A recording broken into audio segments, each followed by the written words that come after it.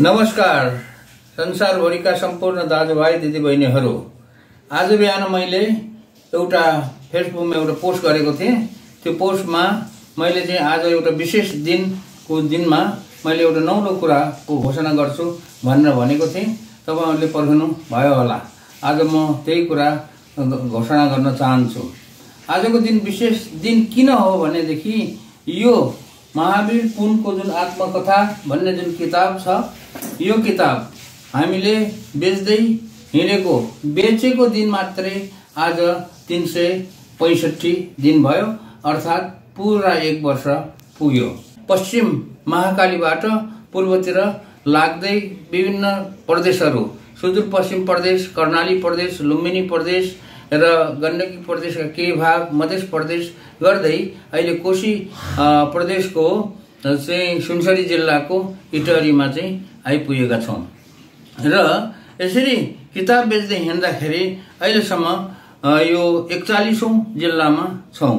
र यो किताब बेच्ने क्रममा हामी चाहिँ विभिन्न ठाउँहरूमा गएर स्थानीय स्वयंसेवकहरूको सहयोगमा चाहिँ यो किताब चाहिँ हामीले बेचिरहेका छौं। र अहिलेसम्म आजको दिनसम्म मोटामोटी 1,80,000 भन्दा बढी किताब पनि बिक्री भइसकेको छ।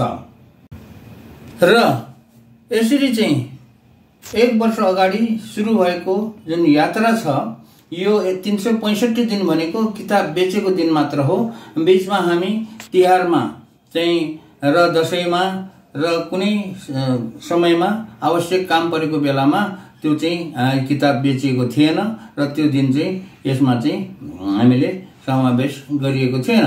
र यति दिनमा चाहिँ 365 दिनमा हामीले झन्नै 20,150 किलोमिटर जति दूरी विभिन्न ठाउँहरूमा यो गाडीमा भएको मिटर जुन छ, मिटरलाई नापेर हेर्दाखेरि यहाँ चाहिँ 20,150 किलोमिटर जति हामी चाहिँ हिँडेका छौं। र यसरी यो किताब बेच्दै हिँडेको ठ्याक्क 1 वर्ष पुगेको हुनाले यसलाई चाहिँ हामीले एउटा विशेष दिन भनेर भनेको हो। र यो विशेष दिनमा मैले नौलो कुराको घोषणा गर्छु भन्ने कुरा पनि म तपाईहरुलाई अवगत गराउन चाहन्छु। तपाईहरुलाई थाहा छँदैछ कि मैले चाहिँ एउटा राष्ट्रिय आविष्कार केन्द्र खोल्नको लागि चाहिँ अनेकौं प्रयासहरू गरेर जनताको सहयोगमा, पूरा जनताको सहयोगमा अहिले राष्ट्रिय आविष्कार केन्द्र सञ्चालन भएको पनि चाहिँ झन्नै 8 वर्ष हुन लाग्यो र राष्ट्रिय आविष्कार केन्द्र सञ्चालन भइरहेको छ। अनि यो किताब बेचेर आएको पैसाले वीरगञ्जको कृषि औजार कारखाना मर्मत गरेर सञ्चालन भन्ने कुरा पनि यो सम्पूर्ण जनताकै सहयोगमा चाहिँ यो कार्यक्रम अगाडि बढिरहेको छ। र त्यो भन्दा बाहेक मैले गर्नुपर्ने एउटा उत्तरदायित्वको कुरा र मेरो चाहिँ कर्तव्यको कुरा गर्नको लागि चाहिँ मलाई केही पैसाहरू पनि चाहिएको छ। र त्यसकारणले मैले यो युट्युब च्यानल खोलेर त्यसलाई चाहिँ त्यसबाट त्यो मैले जुन कुरा गर्न गइरहेको छु, जुन मेरो चाहिँ जिम्मेवारी जुन छ पूरा गर्न गइरहेको छु, त्यसको लागि केही पैसा, छुट्टै पैसा चाहिएको हुनाले मैले चाहिँ यो युट्युब च्यानल खोलेर यसबाट पैसा जम्मा गर्न खोजिरहेको हो।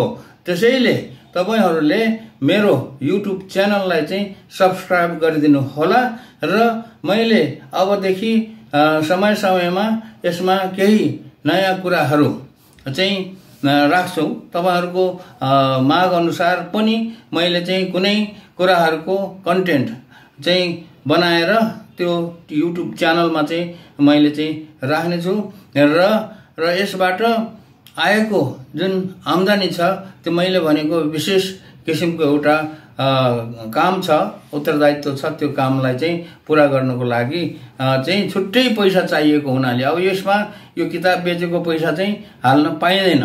त्यसकारणले त्यसको लागि चाहिँ मैले यो युट्युब च्यानल खोल्ने भनेर आज विशेष काम भनेको विशेष दिनमा नौलो काम भनेको यो हो। मैले युट्युब च्यानल खोलेर यसरी गरौँला भनेर कहिले सोचेको पनि थिएन, तर हिजो अचानक मेरो दिमागमा यो चाहिँ आएको हुनाले मैले चाहिँ आज नै यो युट्युब च्यानल खोलिरहेको छु।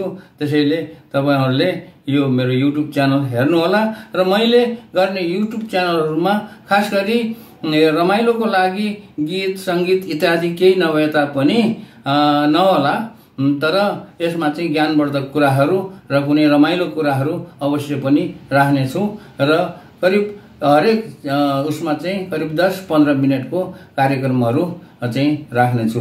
ल यति भन्दै म नौलो कुराको घोषणा गरेँ। ल अब सबैले मेरो युट्युब च्यानललाई चाहिँ सब्स्क्राइब गर्नु होला र अब हेर्दिनु होला अनि पैसा चाहिँ जम्मा होला भन्ने चाहिँ मेरो आशा छ। ल धन्यवाद। आजको यो जुन युट्युब च्यानलमा जुन पहिलो भिडियो मैले पोस्ट गर्दैछु त्यो भिडियो भनेको आज 365औं दिन भएको उपलक्ष्यमा यो धरान र इटहरीमा यो किताब बेच्न सहयोग गर्ने भाइ बहिनीहरूले केक काटेर चाहिँ एउटा खुशियाली मनाएको छोटो भिडियो चाहिँ यसको अन्त्यमा मैले राखेको छु र त्यो भिडियो पनि तपाईहरुले हेर्नु होला। यो चाहिँ एउटा खुशियालीको 365 दिनको एउटा चाहिँ पुगेको उपलक्ष्यमा बनाइएको भिडियो हो र भाइ बहिनीहरूले स्वस्फूर्त रूपमा आफ्नै खुशीले चाहिँ मनाएको चाहिँ कार्यक्रम हो र यो सडकमा गरिएको कार्यक्रम हो।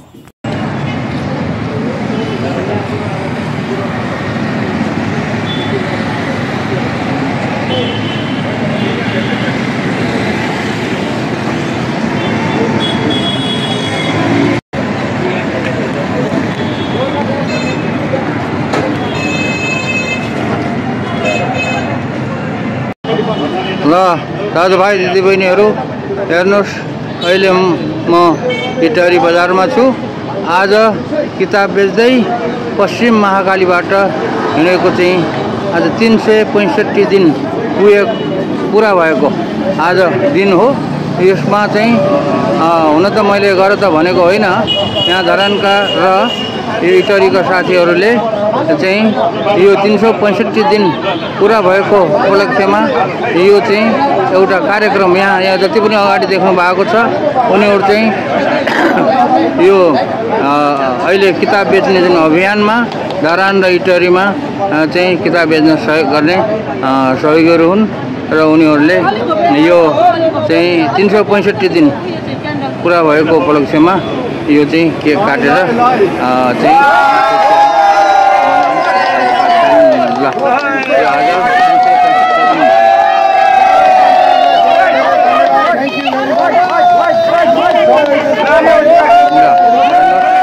सबै यसरी चाहिँ खुशियाली मनाइरहेका छन्। आज हामी सडकमा नै यो खुशियाली मनाइरहेका छौँ। ल